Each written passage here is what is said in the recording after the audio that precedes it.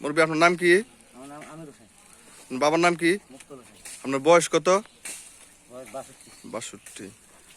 আপনার ইয়া post office কোনটা পড়ছে? কলসিমুর। কলসিমার থানা, বক্সনগর। বক্সনগর জেলা, সিভিগাল। সিপাহী জেলা। আপনার সাথে কি ছিল? বাইরে বুঝি চিনি। আর একটা বাইসাইকেল। সাইকেল। আপনি এই চিনি কোন জায়গায় নিয়ে বিক্রি করতেন?